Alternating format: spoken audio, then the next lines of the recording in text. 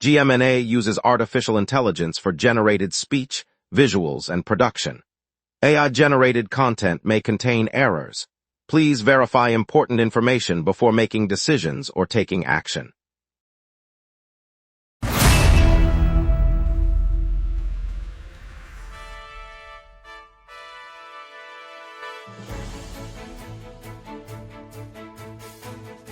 Live from the GMNA News Center, this is the Lunch Break News Hour. Good afternoon, I'm CJ Waterhouse. A second cat in Montreal has tested positive for raccoon origin rabies, prompting 3 residents to receive prophylaxis, while traffic remains light with only minor localized delays. Tonight's entertainment guide highlights the grown-ass pizza party at Balboa. Over to you, Jeff. The Grown-Ass Pizza Party kicks off this Saturday at Balboa, featuring the Lion Kings Band and a menu of artisanal pizzas with gluten-free options.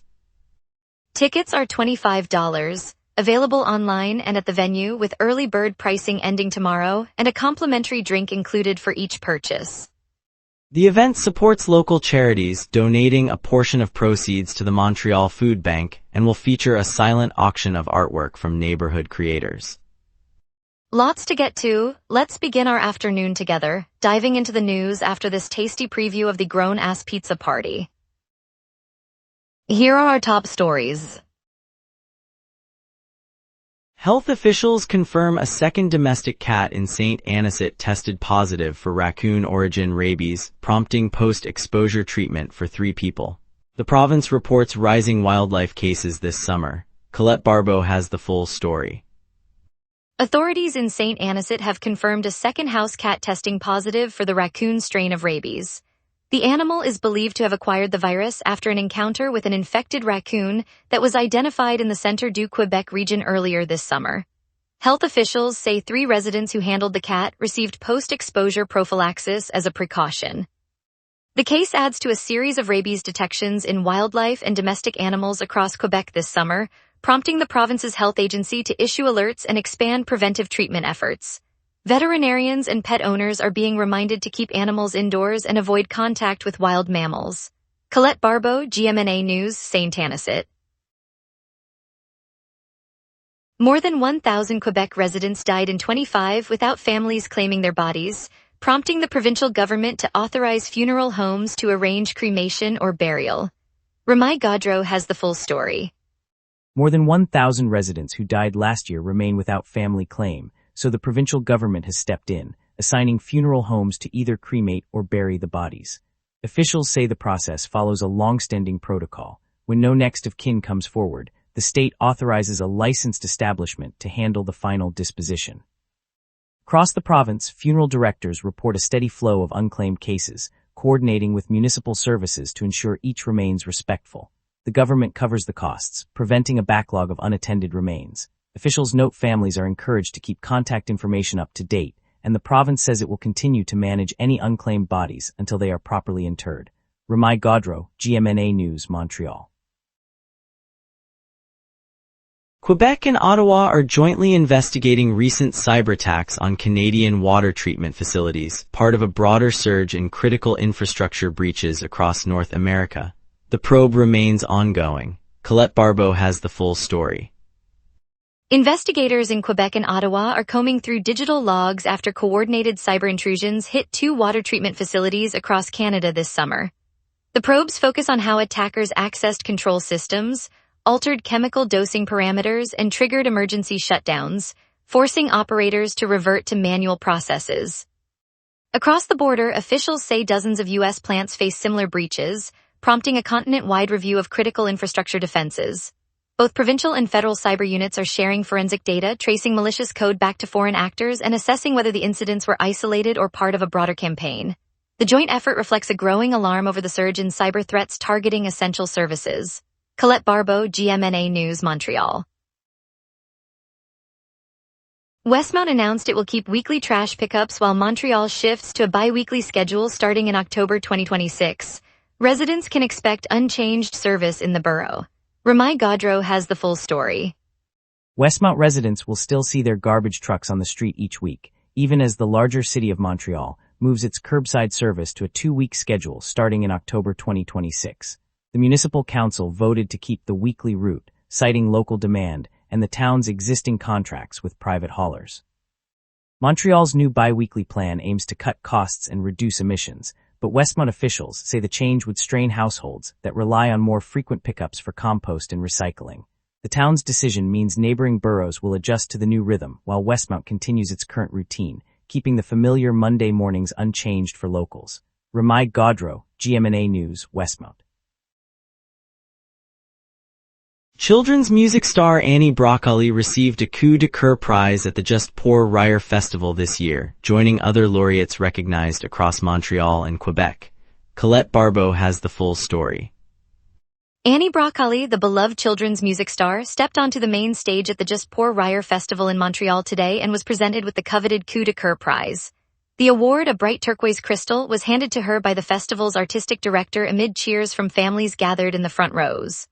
Organizers highlighted the prize as a recognition of her energetic performances and the way she connects with young audiences across the province. After a brief thank you, Broccoli performed a short medley of her most popular songs, prompting spontaneous sing-alongs from the crowd. The ceremony capped a day packed with comedy and music that runs through the weekend across venues in Montreal and the surrounding Quebec region. Colette Barbeau, GMNA News, Montreal.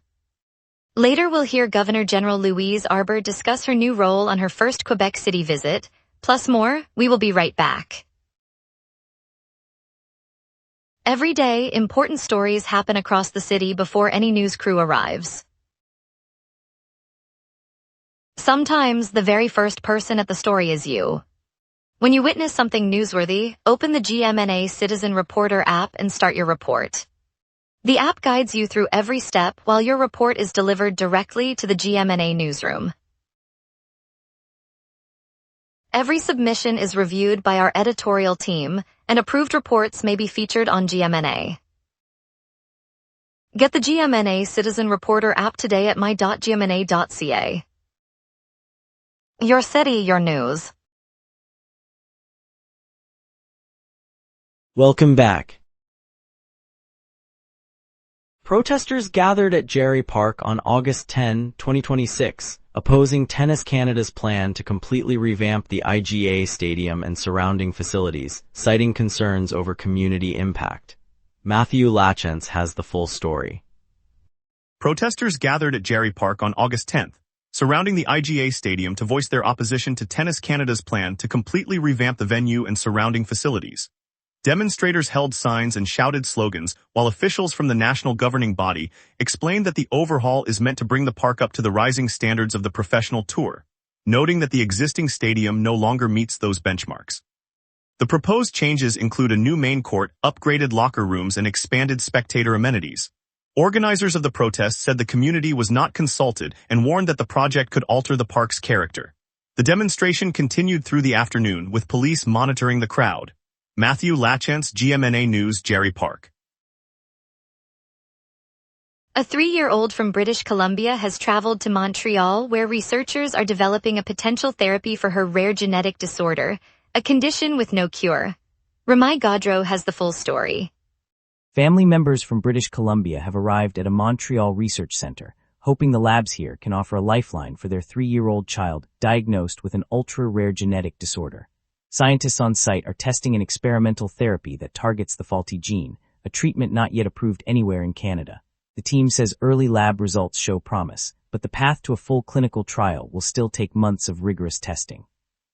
With no existing cure, the family has joined a growing number of patients and researchers across the country chasing solutions for conditions that affect only a handful of people. They remain hopeful that the breakthrough could change the outlook for other children with similar diagnoses. Ramai Gaudreau, GMNA News, Montreal. Governor General Louise Arbour, in her inaugural Quebec City visit, outlined her new responsibilities and vision for Canada, emphasizing engagement with both leaders and everyday citizens. Nadia Bellafuel has the full story. Governor General Louise Arbour sat down with journalist Rachel Watts during her first official stop in Quebec City, outlining the priorities of her new role. Arbour emphasized a commitment to bridge the gap between federal leadership and everyday Canadians, saying she intends to travel across the country and meet both elected officials and ordinary citizens. She described her vision for a more inclusive Canada where dialogue informs policy decisions. The interview, conducted on August 10, 2026, highlighted her focus on listening tour and community engagement as core components of the viceregal duties. Arbour also noted the historic significance of beginning her tenure in a province known for its distinct cultural identity. Nadia Bellafuil, GMNA News, Quebec City. The Quebec coroner is pressing the province's transport ministry for safety upgrades on Highway 50 after a fatal head-on collision last year, reviving earlier calls for improved measures. Ramai Gaudreau has the full story. A head-on collision on Highway 50 last year claimed a life, and the provincial coroner is now pressing the transport ministry to fast-track safety upgrades along the route. The coroner, citing the fatal crash that left one driver dead, says the existing two-lane stretch lacks median barriers and adequate lighting, factors that contributed to the impact. He reminds officials that he has repeatedly urged the ministry to install a central barrier, improve signage, and add rumble strips. The latest tragedy has renewed those appeals, and the coroner is demanding concrete action before another family suffers. The Transport Ministry has not yet responded with a timetable for the proposed measures. Ramai Gaudreau, GMNA News, Highway 50. Quebec Premier Christine Frechette indicated she may permit United States wines in provincial liquor stores, a shift from long-standing restrictions. Conditions would apply, signaling a potential market opening. Matthew Lachance has the full story. Premier Christine Frechette told reporters she is weighing the option of letting United States wines appear on shelves of Quebec's liquor outlets. She said any approval would come with a set of conditions designed to protect province's wine market and ensure compliance with existing regulations. The proposal marks a shift from long-standing policy that has kept American wines out of provincial chain. Officials indicated they will review pricing, labeling, and supply chain requirements before making final decision. If the measure moves forward, consumers could soon see a broader selection of vintages. The SAQ would manage the rollout, requiring U.S. producers to meet Quebec certification and labeling rules. Some consumer groups say the ban limits choice, while industry voices argue it protects local producers. Matthew Lachance, GMNA News, Montreal. Let's get a look at your afternoon forecast with our meteorologist for today. A powerful western jet stream is anchoring today's dry air, keeping Montreal clear while building late evening moisture. On this date, the all-time high reached 35.1 degrees Celsius in 2025, a blistering spike that arrived with a lingering heat wave from late July. The all-time low sits at 13.4 degrees Celsius, recorded in 2013 during an unseasonal cold snap that followed a sudden Arctic front. By contrast, the climate normal for August 11 hovers around 27 degrees high and 16 degrees low. So today's 22 degrees sits comfortably between those extremes, reflecting a typical midsummer pattern for Montreal. The radar is quiet over the island right now, with no echoes in sight. A thin band of rain is tracking eastward across southern Quebec, pushed by the same west to east jet that dominates the upper flow. It will arrive over Montreal around 8 p.m., intensify briefly, then move out as the jet lifts the moisture northward. By 10 p.m., the map will be clear again, signaling the end of today's rain window. At noon, the sky is clear and temperature reads 22 degrees Celsius. Humidity sits at 78%, giving a muggy feel. Wind blows 11 kilometers per hour from the west, gusting to 28. Surface pressure is near average and steady, keeping the air mass static. Overhead, the jet stream races west to east at 158 kilometers per hour, steering disturbances north. That fast flow suppresses convection, so clouds remain absent. Ultraviolet index is 6. Maximum wind will reach 19 kilometers per hour from the west this afternoon. No weather alerts are active. Evening temperatures fall to 16 degrees, and the sky stays still clear until the late evening rain band arrives. Wednesday brings a high of 22 and a low of 16 under a blanket of cloud, signaling the first dip in sunshine this week. Thursday climbs to 23 with the same low, but the sky will clear before a 45% chance of rain sneaks in late afternoon, a brief pulse from an approaching trough. Friday steadies at 22 and 15, mostly clear as high pressure re-establishes itself. Saturday remains pleasant, 23 high and 15 low, with uninterrupted clear skies as the ridge holds firm. Sunday turns overcast again, reaching 24 at peak, then dropping to 17, while a 60% rain probability returns, marking the weekend's wet finale. No weather alerts are in force, so normal precautions apply. And that's your weather. Remember, the lunch break is also available as a podcast. Listen anytime on Apple Podcasts or wherever you get your podcasts. Traffic's only a few localized restrictions. Tonight's grown-ass pizza party is on, and we'll break down the Canadians' top under 25 list. We will be right back. Every day, important stories happen across the city before any news crew arrives. Sometimes, the very first person at the story is you. When you witness something newsworthy, open the GMNA Citizen Reporter app and start your report. The app guides you through every step while your report is delivered directly to the GMNA newsroom. Every submission is reviewed by our editorial team, and approved reports may be featured on GMNA. Get the GMNA Citizen Reporter app today at my.gmna.ca. Your city, your news.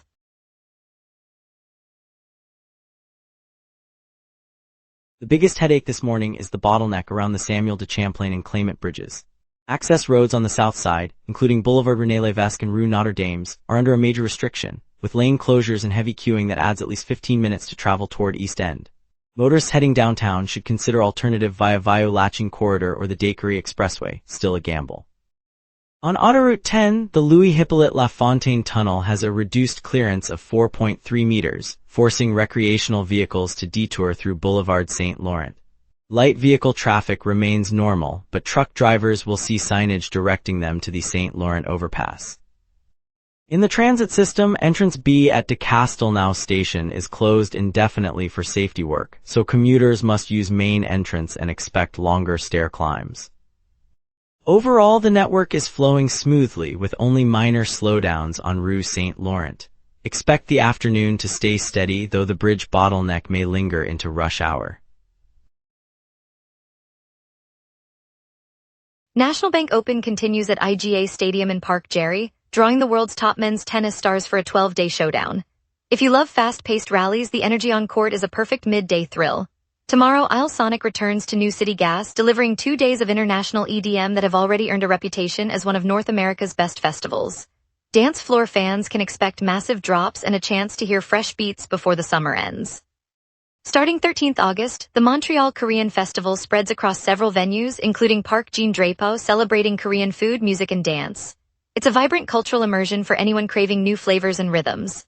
And for families looking for a quick bite, the grown-ass pizza party rolls out at Balboa Pizzeria downtown, a casual gathering where you can craft your own slice and meet fellow food lovers. That's what's on in Montreal today. And now here's Jason with sports. Habs heat up the summer with prospects rising and the net buzzing.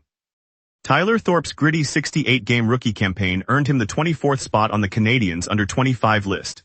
Though his 4 goals and 12 assists look modest, his 77 penalty minutes and imposing 6'5" frame make him a fan favorite enforcer, positioning him for a possible NHL call-up this fall. Carey Price's upbeat outlook signals confidence in Montreal's net as the playoffs loom, reinforcing the veteran's role as locker room anchor. Coupled with Lane Hutson's 6th overall defenseman ranking, the Habs blend seasoned poise and youthful talent, setting a tone for a competitive postseason push.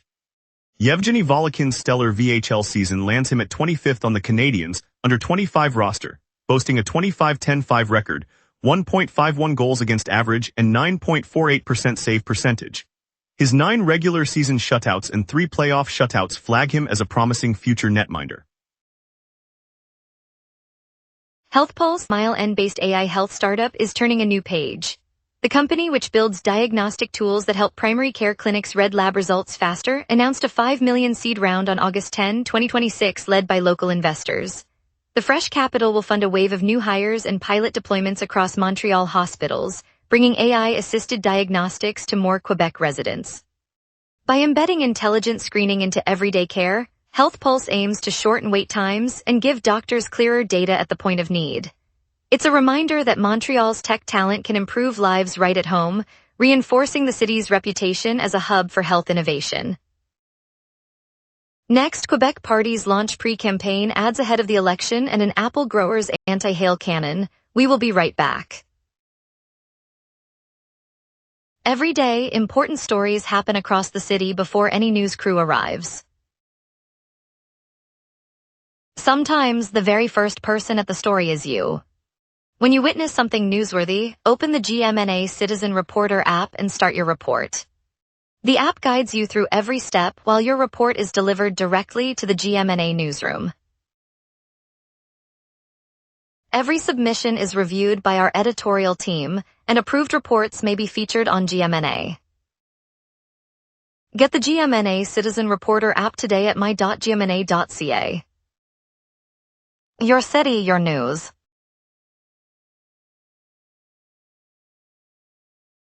City residents are gathering at the Montreal Nord police station, demanding answers as the police chief prepares to address a growing scandal over alleged racism and misconduct within the force. Tensions run high as the community seeks transparency and accountability. Carl Dumont is there. Carl Dumont. Thanks, CJ Waterhouse. I'm standing in the modest waiting area of Montreal Nord police station, where the hum of fluorescent lights mixes with the low murmur of residents clutching folded flyers. The front desk is manned by a plain-clothed officer, his badge glinting as he directs a line of people toward a folding chair set up for the public briefing. Behind the glass, a whiteboard lists today's agenda. An update from Police Chief Fady Dagger on the ongoing racism investigation that led to the dismantling of a 16-member patrol unit in June. The scent of coffee from a nearby kettle drifts through the room as 3 officers in plain clothes sit apart, their faces unreadable after being suspended, while another 3 stand nearby on administrative duty, and 10 more have been reassigned. The prosecutor's office has been notified, and the community watches for any sign of accountability. This meeting could be the first step for families who have felt targeted to see real change. Carl Dumont, virtually at Montreal Nord Police Station. Welcome back. Quebec's coalition Avenir Quebec and Parti Québécois have begun airing pre-campaign television and online ads, outlining priorities ahead of the provincial election, according to public relations consultant Victor Henriquez. Ramai Gaudreau has the full story. Pre-campaign ads from the governing coalition Avenir Quebec and the opposition Parti Québécois hit the airwaves today, August 10, 2026, across television and online streams.